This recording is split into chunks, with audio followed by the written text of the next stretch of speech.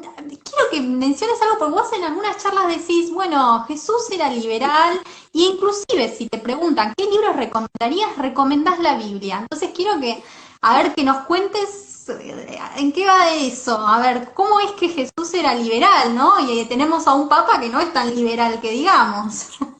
Bueno, el problema del Papa es que lee la Biblia, no sé, inspirado en Marx, pero Marx no existía en la época de Jesús.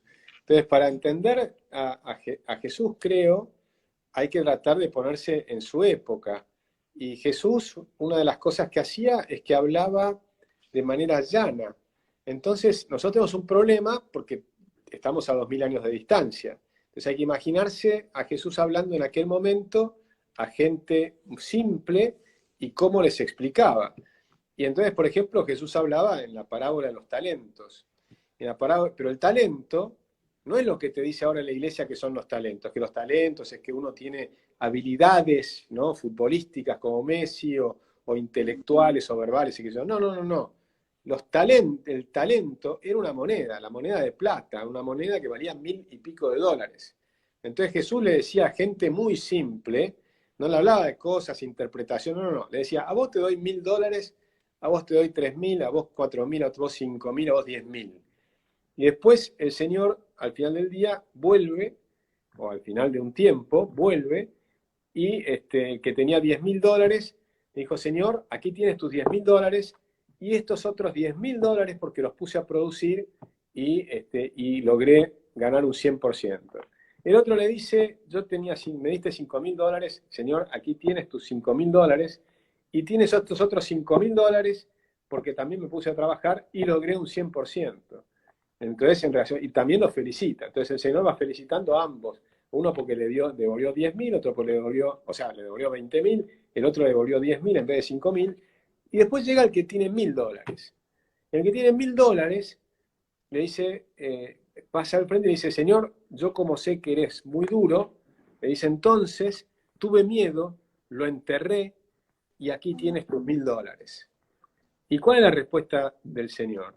La respuesta es siervo perezoso, inútil, ¿no? Le dice de todo.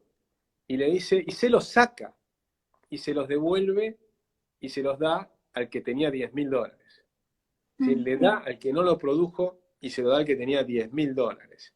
Es decir, que Jesús no era de ninguna manera un envidioso. Al contrario, la envidia es un pecado capital.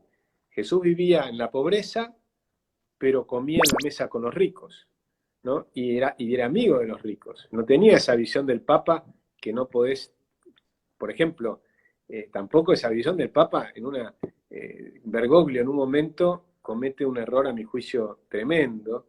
Hay una cena que está filmada, una cena de recabación de fondos para la iglesia o para Cáritas o para repartir. Y Bergoglio les dice, ustedes están tomando acá vino con champagne o lo que fuera, la plata que están gastando, está muy mal gastar esta plata recaudando plata para los pobres. Jamás Jesús hubiera dicho eso, pero jamás, pero jamás. Hay que acordarse que Jesús es la persona que, por ejemplo, por pedido de María, en las bodas de Canaán, transformó el agua en vino. Y no en un vino más o menos. La transformó en el mejor vino. Tanto que el dueño dice, ¿por qué traes ahora este buen vino cuando antes teníamos un vino de mala calidad? Es decir, que tenía que lo que te está enviando, más allá de si uno cree en el milagro o no, lo que te está diciendo, por lo menos el que lo escribió, sea Lucas o Marcos o el que fuere, te está diciendo, no te está diciendo que acá está mal tomar un buen vino. Para nada. La vida, está bueno disfrutar las cosas buenas de la vida, no puede ser, no está mal visto eso en la Biblia, ¿no? Y después si te tomás la parábola de la hora nona, mismo caso, en la hora nona, la Biblia te cuenta como un señor, fíjate que además es contractualista, es bien liberal, es bien contractualista, porque en la hora nona dice, un señor contrata a sus empleados por una cantidad de dinero, por ejemplo, 10 denarios. Y al mediodía viene otro grupo de gente y los contrata por la mitad del día, porque ya había perdido la mitad del día, y acuerda con ellos pagarles 10 denarios. y otros llegan más tarde y trabajan solo 3 horas y también les paga 10 denarios. Y al final del día no es igual remuneración por igual tarea. Y alguno viene con esa tesis sindicalista y entonces le dice, señor, ¿por qué me vas a pagar 10 si yo trabajé más que el otro? Me tienes que pagar más. Y el señor le dice, de ninguna manera, ¿cuál fue nuestro contrato? El contrato fue que te iba a pagar 10 denarios, aquí tienes tus 10 denarios y no tienes nada de qué quejarte. Bueno, eso es una parábola de Jesús. Ni que hablemos si vamos a Samuel VIII, Samuel 8. En Samuel 8, vas al libro de los jueces, en Samuel 8, por ejemplo, es totalmente libertario. Y Dios es libertario según la Biblia. ¿Por qué? Porque Dios dice, solamente tenés que responder ante Él, pero jamás ante otra persona. No puedes arrodillarte ante un rey. Y en Samuel va el pueblo judío y le pide que le ponga un rey. Y Samuel le dice, de ninguna manera, pero le insisten que quieren tener un rey. Y Samuel ya está envejecido y demás. Y entonces Samuel consulta con Dios, según el relato bíblico, ¿no? Y entonces Dios le dice, dales un rey, pero aclarales lo que eso va a significar. Y yo les pido que vayan y lean Samuel 8, porque todo lo que dicen ahí es exactamente lo que pasa en los estados. Y les dice, el rey les va a sacar un 10% de sus cosechas. Claro, no se imaginaban que iban a tener democracia, porque las democracias te sacan el 90% de la cosecha. ¿No? Son peor que los reyes las democracias. Entonces eso es un buen debate que hay que hacer. ¿Qué es mejor, si una democracia o un rey? La verdad es que a esta altura es hasta dudoso, porque estas democracias te pueden sacar hasta el 90%, por supuesto consentimiento de las personas, cuando en realidad se han transformado en demagogias y en dictaduras de las mayorías. Pero cuando vos te sacan el 90% de lo que producís, es una exageración descomunal. En los reyes en la antigüedad, 10% les pareció una exageración total. Que te saquen, le dice, te van a sacar 10% de tu ganado, 10% de tus ovejas, 10% de tus cereales y todo lo demás. Y lo dice como una cosa espantosa. Y además te van a sacar a tus hijos para mandarlos a la guerra. Es exactamente lo que hacen los estados. Te sacan a tus hijos para mandarlos a la guerra. Entonces, la verdad es que es muy libertaria. Y además los principios bíblicos son los principios fundamentales que hacen al liberalismo. Es el respeto al prójimo. El respeto al prójimo en su vida, en su libertad y en su propiedad privada.